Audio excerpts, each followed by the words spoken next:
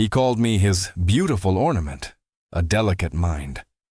My husband, Richard, never dreamed the anonymous firm buying his failing empire piece by piece was actually controlled by his quiet little wife. The day I walked into his office, holding the papers that stripped him bare, the terror in his eyes was my reward. Before I continue, drop a comment telling me where you're listening to this from. And if you haven't subscribed yet, do it now. You won't want to miss the ending. Our home, with its polished mahogany and hushed elegance, was a stage where Richard always played the lead. I, Eleanor, was simply part of the beautiful scenery, a quiet presence moving gracefully through the rooms he filled with his booming voice and grand pronouncements. For 20 years, I'd watched him, listened to him, and, yes, often smiled politely at his pronouncements, even when they stung. "Darling," he'd say, gesturing with a dismissive wave of his hand across the breakfast table, a table I had personally arranged with fresh flowers and perfectly brewed coffee. "You mustn't trouble your pretty head with such matters. Leave the complexities of the market to me. You have more important things to worry about, like ensuring our dinner parties are as flawless as ever." He'd flash that charming, confident smile, the one that had once swept me off my feet, and I would nod, a small, knowing smile playing on my own lips, a smile he never truly saw. He believed it was agreement. I knew it was something else entirely. He loved to call me his beautiful ornament, his pillar of domestic grace. Never his partner, never his intellectual equal. The words were always delivered with a fond pat on my hand, but they were shackles nonetheless. He controlled every penny, providing me with a generous yet strictly managed allowance. "You wouldn't understand the intricacies, my dear," he'd often say, as if my mind were too delicate for numbers, too fragile for the world beyond our manicured gardens. One evening we had guests, the Caldwells, who were always eager to impress Richard. I happened to mention a small observation I'd made about a new housing development near the city's edge, something I'd read in a local report. "It seems the infrastructure isn't quite ready to support the influx of new residents," I began, thinking it might be a useful insight. Richard chuckled, a deep, patronizing sound. "Eleanor, my dear, you're adorable. Leave the real estate analysis to the professionals. Your concern for the local garden club is far more suited to your talents." Mrs. Caldwell giggled, and Mr. Caldwell quickly changed the subject, eager to discuss Richard's latest venture. My cheeks burned, but my expression remained serene. I simply took a sip of my wine, my gaze distant, already sifting through the layers of his dismissiveness, filing it away. There were countless moments like these. Moments when I'd suggest a different approach to a household budget item, only to be met with, "Eleanor, I handle the big picture. You just ensure the household runs smoothly. That's your domain." He never listened, truly listened, to anything I said that ventured beyond recipes or floral arrangements. He saw me as a luxury, a symbol of his success, not a contributor. I was his charming companion, a woman to be admired for her poise, not her mind. The silence that followed these interactions was often deafening, filled only with the hum of his self-importance. I'd retreat, not in defeat, but in thought. Each slight, each belittling remark was a brick in a wall I was meticulously building, a wall around my true self, a wall that would one day enclose him. Later that night, after the Caldwells had left and Richard had retired to his study, convinced he'd charmed everyone with his brilliance, I sat at my small writing desk. I smoothed the silk of my dressing gown, a picture of quiet domesticity. He would have assumed I was planning tomorrow's menu, or perhaps a new arrangement for the living room. He would never, in a million years, have imagined I was reviewing the quarterly reports for Viridian Holdings LLC, my own discreet and powerful investment firm, ensuring every blind trust was perfectly opaque, every asset meticulously managed. I opened my laptop, the screen illuminating my face with a soft glow. My fingers, which he believed were only skilled at arranging flowers and hosting elegant dinners, danced across the keyboard, accessing financial data that would make his head spin. He had no idea the woman he called his beautiful ornament was quietly, patiently, constructing an empire of her own, an empire that was about to intersect with his in the most unexpected way. Richard, my dear Richard, had always believed he held the reins to our entire world. He managed the investments, paid the bills, and, in his mind, dictated the very rhythm of our lives. He saw me as the keeper of our beautiful home, a role I played with quiet dedication. What he never saw, what he couldn't even begin to imagine, was the intricate dance I performed behind the scenes, a dance of numbers and opportunities that spanned far beyond our manicured gardens. You see, long before Richard and I exchanged vows, I had received a rather substantial inheritance, not a fortune that would make headlines, but enough to spark an idea, a quiet ambition that simmered beneath my gentle exterior. Over 2 decades, that initial sum became the seed for something truly extraordinary. Viridian Holdings, LLC. Viridian Holdings wasn't just a small venture. It was a powerful, exceptionally discreet investment and asset management firm. It operated entirely under my anonymous direction.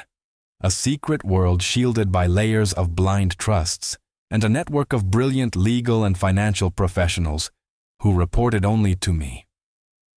There wasn't a single public record, not a whisper, that connected my name to its operations. It was my quiet triumph, my hidden strength. What did Viridian do, you might wonder? We specialized in finding those hidden gems, those undervalued or distressed high-value assets that others had overlooked or given up on. A struggling luxury property teetering on the brink, a promising company facing collapse. These were our targets. My team, guided by my vision, would then meticulously revitalize these assets, breathing new life into them through innovative restructuring and clever management. And then, at just the right moment, we'd sell them for a significant profit. It was a delicate art, a sophisticated game of chess, and I found immense satisfaction in every strategic move. Over the years, Viridian Holdings had grown exponentially. Its quiet, consistent success had amassed a fortune that far, far exceeded anything Richard could ever conceive. He would often boast about his own impressive deals, never knowing that my little hobby had outpaced his grand ventures by a mile.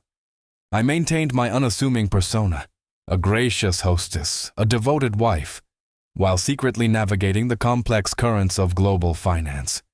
It was a delicious irony, one I savored in the quiet moments of my day.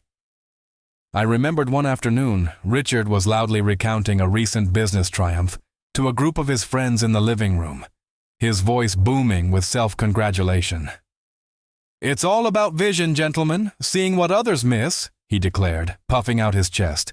Meanwhile, I was in the adjoining sunroom, ostensibly arranging a vase of roses, but actually listening intently through my earpiece to a crucial conference call. My legal team was finalizing the acquisition of a struggling hotel chain, a complex deal involving multiple international entities.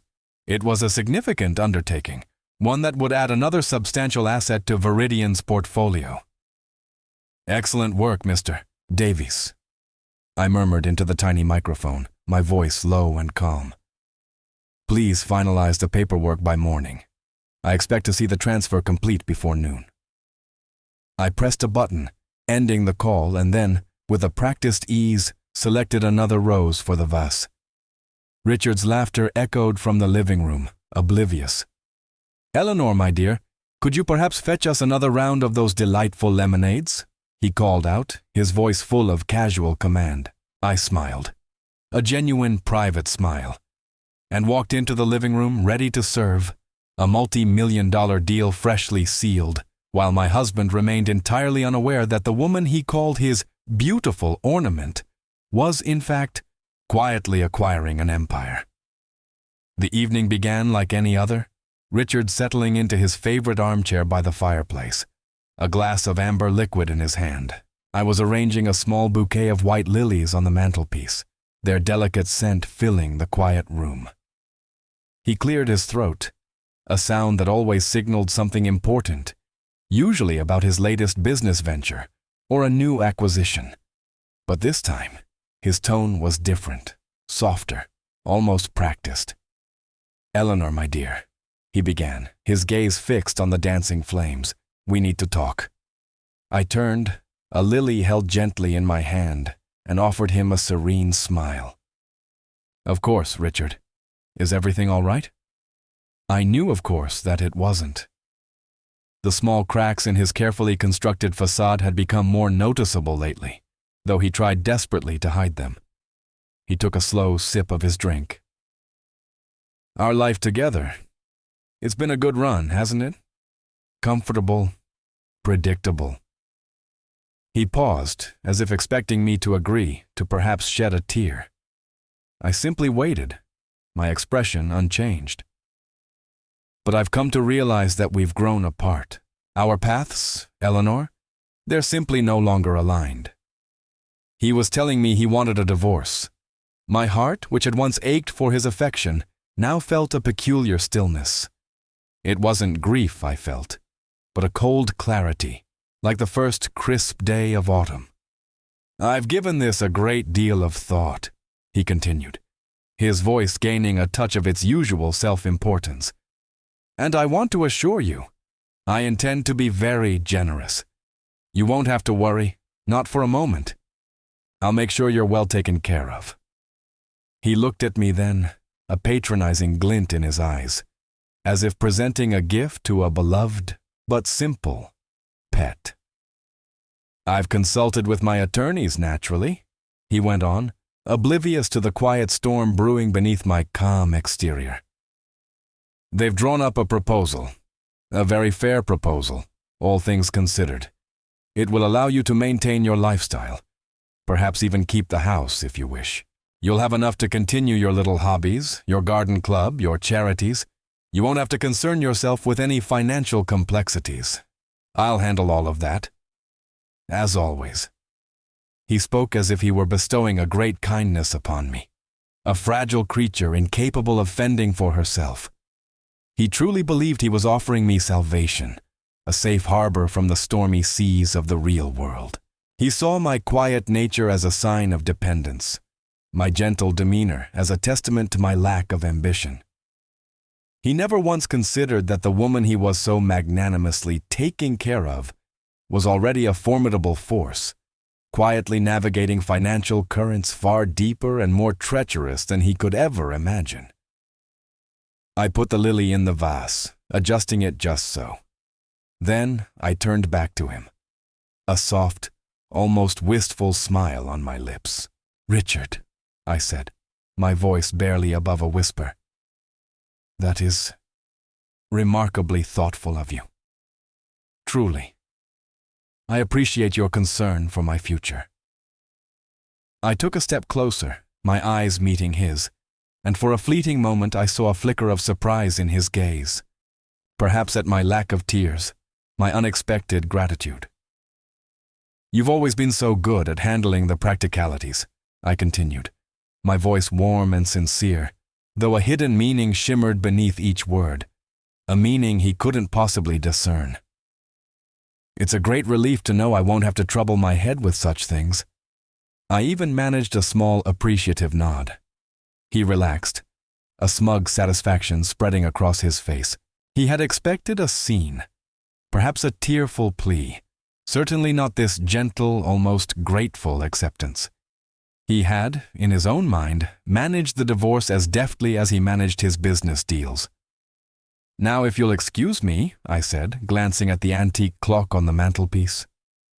"I just remembered I need to make a very important call." My smile widened, a hint of something he couldn't quite place in my eyes. "It simply can't wait." After Richard had retreated to his study, convinced he'd handled our separation with a masterful touch, I picked up the phone.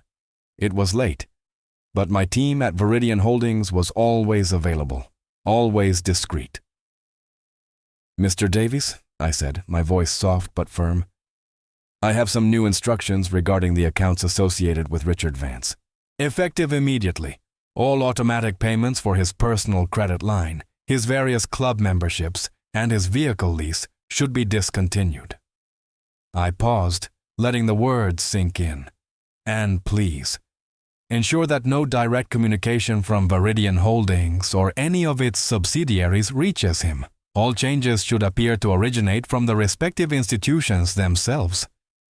Mr. Davies, ever efficient, simply confirmed, "Understood, Mrs. Vance.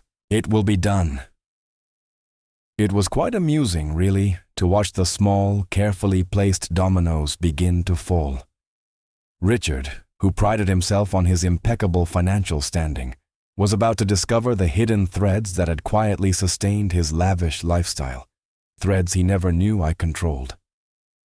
The first sign of trouble, I heard, came a few days later at his favorite golf club. He was entertaining a new client, boasting about his handicap and his connections, when he attempted to pay for their round of drinks. His card was declined. Not just once, but twice. I imagined the slight flush that would have crept up his neck, the forced chuckle as he fumbled for another card, blaming the system. He called me that evening, grumbling about some technical glitch with his bank. I offered a sympathetic hum, suggesting he look into it, dear. Then came the email from the prestigious St. George's Club, where he held a coveted membership. It was a polite, almost apologetic notice, informing him that due to unforeseen administrative discrepancies, his membership had been temporarily suspended. He dismissed it as an error, of course, furiously calling the club manager, demanding an explanation. He spent an entire afternoon on the phone, growing increasingly agitated, convinced someone, somewhere, had made a grave mistake. He never considered that the mistake wasn't in the system, but in his own oversight. The most satisfying moment, however, was when the first official notice arrived. It wasn't a bank statement or a club bill, but a stern, rather formal letter from the finance company that leased his gleaming black luxury sedan. It stated, in no uncertain terms, that his monthly payment was significantly overdue, and that immediate action was required to avoid further penalties. He found it amidst a pile of junk mail, tearing it open with a dismissive grunt, only for his eyes to widen slightly as he read the contents. He crumpled the paper in his hand, his face a mask of confusion, then anger. "This is preposterous," he bellowed, storming into the living room where I was quietly reading. "Some clerical error. They'll hear from my lawyers." I simply looked up from my book, a gentle smile on my face. "Oh dear. Is everything all right, Richard?" He waved the crumpled letter at me. "Nothing you need to worry your pretty head about, Eleanor. Just incompetence from some finance company. I'll sort it out." He believed he would, but the very next morning, another envelope arrived, thicker this time, with a familiar, official-looking logo. It was a detailed invoice, not for a payment, but for a substantial, previously hidden loan, a personal line of credit he had opened years ago to fund one of his more questionable ventures. The statement, now in his name, outlined a series of missed interest payments, accumulating penalties, and a final shocking demand for immediate repayment. He stared at it, his face paling, utterly bewildered as to how this could possibly be his responsibility. The quiet hum of the house was a comfort I had always cherished. Richard, however, seemed to thrive on noise, on activity, on the constant assertion of his presence. So when the lights flickered and then died, plunging our elegant living room into sudden darkness one Tuesday evening, his reaction was immediate and theatrical. "What in the blazes?" he boomed, fumbling for his phone. He blamed the utility company, of course, convinced it was a widespread outage, a sign of public sector incompetence. I simply lit a few candles, their soft glow illuminating my serene face as I watched him pace, muttering darkly about unreliable services, And the absolute nerve. He spent a good hour on the phone, only to be told, quite politely, that our account was significantly overdue. "Preposterous!" he roared into the receiver. "I pay my bills like clockwork." But the electricity remained off, a stark, uncomfortable silence replacing the usual hum of our appliances. He was forced to retreat to his study, fumbling for flashlights, convinced it was all a grand mistake. The following afternoon brought an even more public display of his unraveling. I was in the kitchen, preparing a light lunch, when I heard the distinct rumble of a tow truck. Richard had, against my gentle advice, acquired a sleek, custom-built sports car a few months prior, a flashy testament to his supposed success. He was particularly proud of it. I heard the crunch of gravel as the truck pulled into our driveway, followed by the unmistakable sound of heavy machinery. Moments later, a man in a uniform was at our front door, holding a clipboard. Richard, who had been on a conference call in his study, emerged, his face a thundercloud. "Can I help you?" he demanded, already bristling. "Here for the vehicle, sir," the man stated flatly, gesturing towards the sports car. "Payments have been missed for 3 months. Richard spluttered, his face turning a mottled red. "That's impossible. This is a mistake. You have the wrong house?" But the man simply pointed to the paperwork, and within minutes, the gleaming sports car, Richard's pride and joy, was being winched onto the back of the tow truck, right there in broad daylight for Mrs. Henderson, our perpetually curious neighbor, to witness from her window. Richard stood on the driveway, shouting, his carefully cultivated image shattering into a million pieces. My own heart felt a quiet pang, not of sorrow for him, but for the sheer audacity of his self-deception. Later that week, he had a dinner engagement with a potential investor, a man he desperately needed to impress. I chose a simple, elegant dress for him, and wished him luck, a faint, knowing smile playing on my lips. He returned hours later, his face pale with fury and humiliation. "The card," he seethed, throwing his wallet onto the hall table. "The damned card was declined." "In front of Mr. Harrison, at Le Fleur!" He slammed his fist on the table, making the keys jump. "They said it was over its limit. Over its limit. I never go over my limit." I looked at him, my expression one of gentle concern. "Oh, Richard, how dreadful for you. Are you quite sure it was your primary card?" He ran a hand through his thinning hair, his eyes wild. "Of course it was my primary card. The one I always use. The one you used for household expenses, for your shopping, for everything. And since you've made it this far, go ahead and hit that like button. It really helps me keep bringing stories like this." He paced, muttering, his self-assurance visibly crumbling.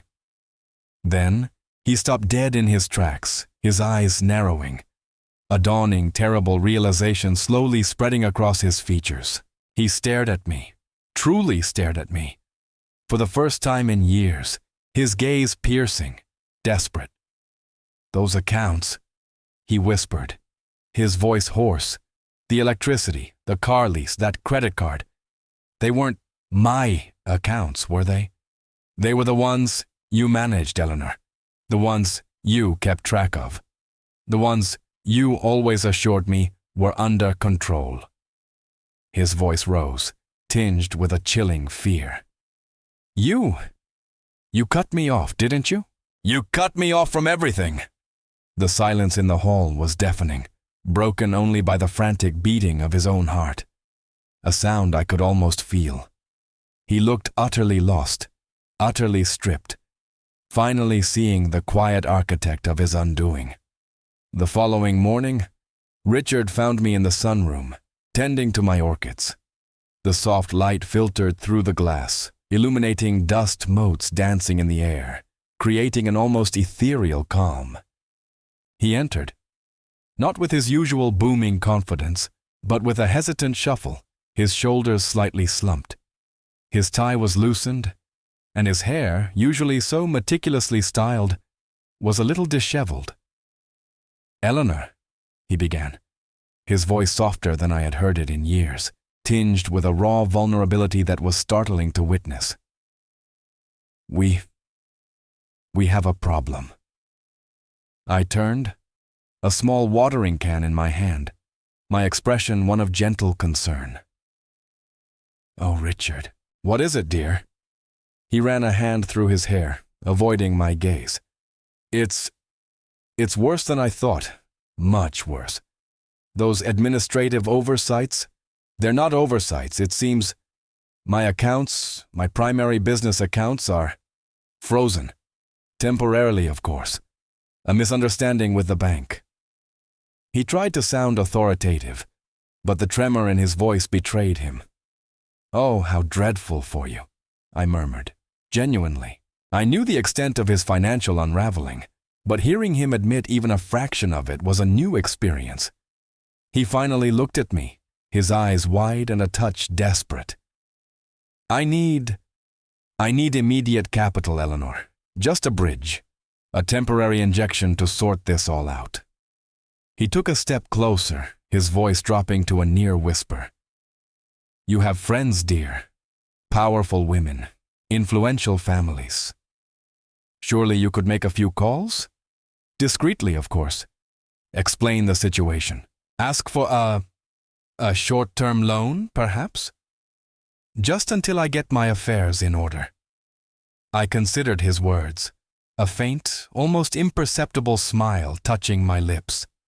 "My friends, Richard, are lovely people, but I truly don't believe they involve themselves in such matters. Their lives are quite separate from the world of business financing, you understand. They wouldn't know the first thing about such complex arrangements." My voice was soft, sympathetic, but firm. He deflated a little, but then his eyes lit up with another idea. "What about your father, then? He always had a soft spot for you. He could certainly help. Or your jewelry, Eleanor.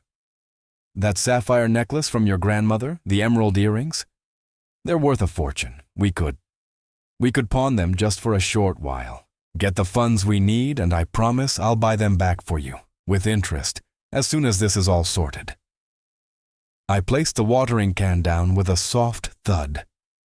My father, bless his memory, left me with a small, comfortable inheritance, Richard, which you've always managed so beautifully. As for my jewelry— I paused, my gaze drifting to the delicate orchids. "They are sentimental pieces, dear. Gifts, not assets to be bartered away. And besides," I added, turning back to him, my voice brimming with gentle concern, "you always told me I shouldn't trouble my pretty head with financial matters. You always said you would take care of everything, that I wouldn't need to worry. You were so insistent that my domain was the home, the garden, the social graces."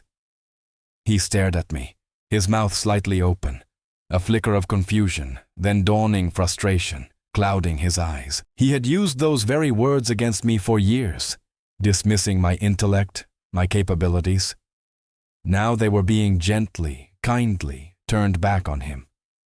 He had built this cage for me, and now he found himself trapped by its bars. But this is different," he stammered, his voice rising again.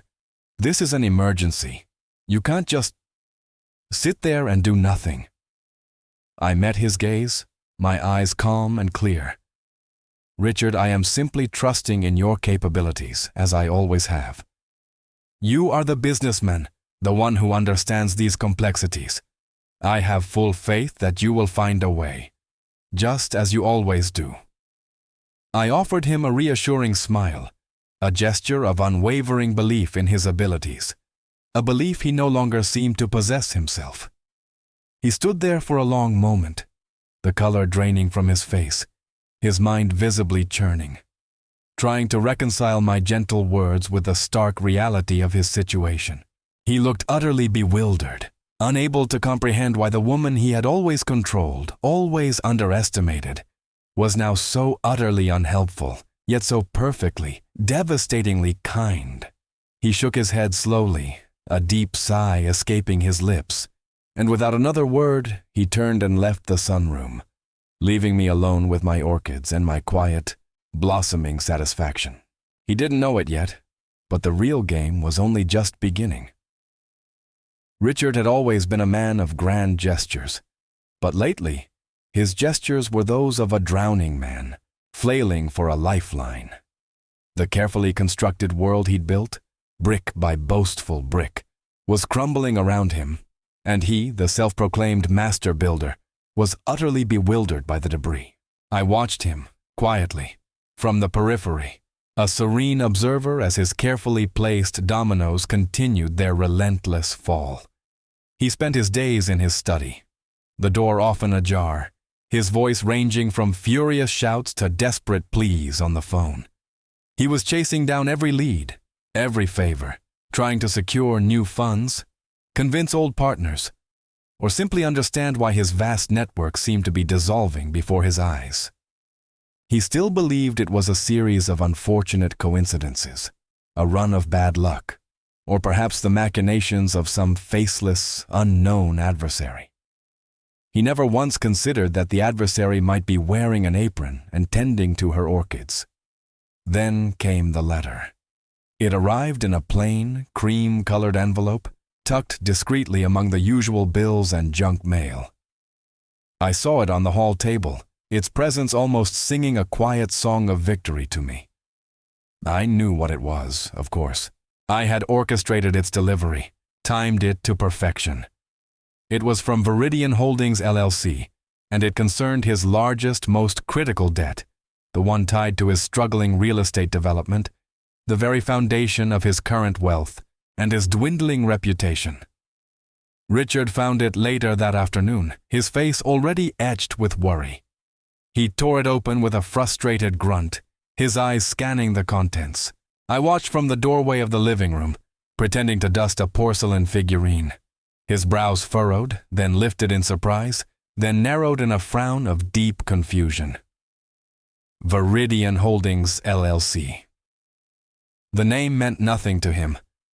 Just another corporate entity in a sea of them. But the amount, the principal, the terms of default, those numbers would have struck a chilling chord. This wasn't some minor oversight. This was the anchor. He snatched up the phone on his desk, his fingers fumbling slightly as he dialed the number printed at the bottom of the letter. I heard the distant ring, then the soft, familiar chime of my own private line in my small, discreet home office, tucked away in a quiet corner of the house. I had anticipated this call for weeks. I took a slow, deep breath, a feeling of calm satisfaction settling over me. Then I picked up. "Viridian Holdings, Eleanor Vance speaking," I said, my voice soft, clear, and utterly composed. I had practiced this line. Imagining this moment, there was a sudden, sharp intake of breath on the other end of the line, a beat of stunned silence. Then a strangled, disbelieving whisper. "Eleanor?" It was Richard. His voice was raw, stripped bare of all his usual bluster, a sound I had never truly heard before. The silence that followed was the longest of our marriage. It stretched, vast and echoing, filled with the weight of 2 decades of his dismissive words, his patronizing smiles, his profound underestimation. I could almost feel his world tilting, the ground falling away beneath his feet as the truth, cold and undeniable, began to dawn on him. He had called to face his anonymous corporate adversary, and instead, he had found his quiet little wife. The following morning, the air in our home felt thick with unspoken words, a silence more profound than any I had ever known. Richard arrived at the formal dining room, where I had set out 2 cups of tea, precisely as I always did. He looked utterly spent, his eyes hollow, his usual swagger completely gone. He sank into a chair opposite me, not even touching his tea. "Eleanor," he began, his voice raspy. What is this? What are you doing?" I met his gaze, my own calm and unwavering. "Richard, please, let's speak plainly. It will be much easier for both of us. I took a sip of my tea, the warmth a pleasant contrast to the cold precision of my words. As you now understand, Viridian Holdings LLC is my company, and Viridian Holdings now holds the distressed debt associated with your real estate development, the project you were so desperately trying to save. He flinched as if struck. But how? When? Over the years, Richard, I replied, my voice gentle. While you were busy with your grand ventures, I was quietly building something of my own. Viridian specializes in identifying undervalued assets, just like your struggling development. My team, through entirely anonymous maneuvers, acquired that debt. And then, through a series of very careful steps, we purchased a controlling interest in your company. You were battling an unknown corporate raider, as you called it, but that raider was me. His face was a mask of disbelief, then a flicker of rage. You did this to me? Your own husband? I merely observed, Richard, I said, my voice still soft. And then I acted. You often told me I wouldn't understand the complexities of real business. You said my mind was too delicate for numbers. But I was listening. I was learning. And I was building. I pushed a neatly bound document across the polished table towards him. This is a summary of our proposal. He looked at the document as if it were a venomous snake. Proposal. Yes, a very clean and clear proposal for your complete financial capitulation. Viridian Holdings will assume full ownership of your company and all its assets. In return, all personal debts tied to those ventures will be cleared. You will be free of the burden, Richard. He stared at me, his mouth slightly agape. Free? Free of everything, you mean? Not everything, I corrected, a small sad smile touching my lips. You will retain your personal effects, of course, and I have arranged for a modest but comfortable income to be deposited into a new, separate account for you. Enough to ensure you are well taken care of, as you once so generously promised me. The irony was not lost on him. I saw it in the sudden widening of his eyes. The house, he whispered, his voice barely audible. What about the house? The house, Richard, will remain mine, I stated simply. It has always been my home, the place I cared for, the place I made beautiful, and now it will truly be mine. He picked up the document, his fingers trembling, and began to read. I watched him, seeing the lines of his face deepen with each paragraph, the color draining from his cheeks. He saw the full extent of my quiet work, the meticulous planning, the years of silent accumulation. He saw the fortune I had amassed, far exceeding anything he had ever achieved, all while he dismissed me as his beautiful ornament. He looked up, his eyes meeting mine, and for the first time, I saw genuine fear there, raw and unadorned. Not anger, not pride, but pure, unadulterated fear. He opened his mouth as if to argue, but no words came out. He had no leverage, no escape. He was entirely at my mercy. I pushed a pen across the table. It's all quite straightforward, Richard. Your signature here, and it will all be done. A clean break. He picked up the pen, his hand shaking so violently that the tip skidded across the page. He took a deep, shuddering breath, his gaze fixed on my calm face, as if searching for a trace of the woman he thought he knew. But she was gone. The quiet homemaker, the charming companion, had been replaced by the architect of his downfall. With a final, desperate gasp, he bent over the document, and with a hand that trembled uncontrollably, he scrawled his name, signing away his empire to the woman he had always underestimated. The morning sun, golden and bright, streamed into my spacious bedroom. I sipped my tea, looking out at the gardens, now meticulously cared for by a new team I had personally hired. The scent of fresh coffee filled the air, and the quiet hum of the house, once merely a backdrop to Richard's pronouncements, was now truly my own peaceful symphony. There was a lightness in my step as I chose my outfit for the day, a simple but elegant cream suit. My world felt orderly, precise, and entirely in my control. Driving to the city, the familiar skyline greeted me, each towering building a testament to ambition and power. My office, housed in one of the newer, sleek glass structures, was a place where my quiet work truly came to life. The lobby was always a hive of activity, a constant flow of people in various stages of their careers, all moving with a purpose. I walked through it with a quiet confidence, my heels clicking softly on the polished marble. My assistant, Clara, was waiting by the elevators, a stack of folders in her arms. She smiled warmly as I approached. "Good morning, Mrs. Vance. Everything is ready for your 9 o'clock. "Thank you, Clara," I replied, my voice calm. I glanced towards the reception desk, where a new junior administrative assistant was busy sorting through a pile of incoming mail, his head bent in concentration. He wore a simple, dark suit, a little less tailored than the ones Richard once favored, and his movements seemed a touch hesitant. A familiar shock of silver hair caught my eye, and a curious stillness settled over me. It was Richard. He was meticulously stacking letters into trays, his brow furrowed, a task he would have once deemed far beneath him. The man who had once commanded rooms, who had dismissed my intellect with a wave of his hand, was now performing the most basic of office duties. He looked smaller. Not in stature, but in presence.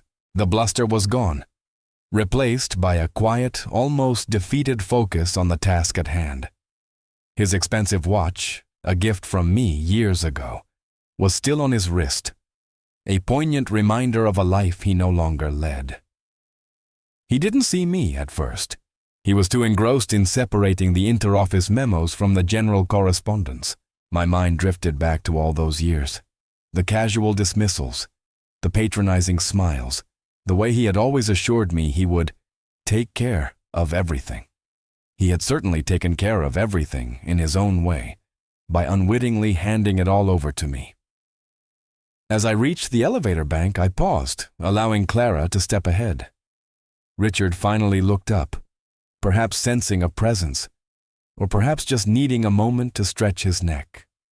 His eyes, tired and a little wary, met mine across the bustling lobby. His face, which had been a mask of concentration, went utterly blank. Then, a slow flush crept up his neck, his eyes widening in a mixture of disbelief and profound humiliation. His hand, which had been holding a stack of envelopes, trembled slightly, and a few letters slipped from his grasp, scattering onto the polished floor. He made no move to pick them up, simply stared at me, frozen. I felt a quiet, deep satisfaction bloom within me, a silent affirmation of all my years of patient waiting, of quiet observation. It wasn't triumph, not a cruel, mocking victory, but a serene sense of justice. He was no longer the man who controlled my finances, who dictated my life, who underestimated my mind. He was simply an employee, one of many, in my vast and discreet empire. I offered him a small, polite smile, the kind one gives to an acquaintance or a junior colleague. My voice was clear, calm, and utterly professional. "Good morning, Richard," I said, and then, without another word, I stepped into the waiting elevator, leaving him standing there amidst the scattered letters, his new reality finally, irrevocably, set in stone. The elevator glided upwards, a silent ascent that felt symbolic. With each floor, I left behind the bustling lobby, the scattered letters, and the man who once believed he controlled my every breath. The soft chime signaled my floor, and the doors opened onto a hushed corridor, leading to a space that was entirely my own. My office was exactly as I liked it, expansive yet understated, with large windows overlooking the city, a testament to growth and possibility. A single elegant orchid bloomed on a minimalist desk, its delicate petals a splash of vibrant color in the otherwise serene room. The name on the door, discreetly etched in brushed silver, simply read, Eleanor Vance, CEO. It was a quiet declaration, a silent victory etched in metal. I walked to the window, gazing out at the panorama of the city. The sun caught the glass of the skyscrapers, making them glitter like jewels. I thought of Richard, down there, meticulously sorting mail. There was no surge of cruel triumph in my heart, no desire for his suffering. What I felt was a profound, quiet satisfaction, a serene sense of justice. For 2 decades, he had relegated me to the role of a beautiful ornament, a delicate mind incapable of understanding the complexities of the world beyond our home. He had unknowingly planted the seeds of his own downfall with every dismissive remark, every patronizing smile. He had built a cage of underestimation, and in doing so, had freed me to build an empire in the shadows. This newfound freedom was not just about wealth. Though Viridian Holdings continued to flourish, identifying new opportunities with the same quiet precision it always had. It was about purpose. It was about the liberation of an intellect he had tried to suppress. I was no longer defined by his perception of me, but by my own capabilities, my own vision. I could now direct my energy, my mind, and my resources to projects that truly mattered, to building not just assets, but legacies. Perhaps I would invest in sustainable technologies, or support women-led businesses, or even establish a foundation for quiet, underestimated minds to find their voice. The possibilities stretched before me, vast and unconstrained. The truth was, I had always been the one keeping the quiet order, managing the unseen complexities, ensuring the stability. Richard had merely been the conductor of a symphony he thought he'd written, never realizing I was the one maintaining the instruments, tuning the strings, and even at times, composing the score. The irony, I mused, was that he now worked in the very building Viridian Holdings owned, a silent cog in the machine I had built. His new modest income, which I had generously provided, came from the company I now controlled. He never knew who was keeping the lights on. If this story moved you, subscribe to the channel, leave a like, and share it with someone who needs to hear this today. Your support is what brings these stories to more people.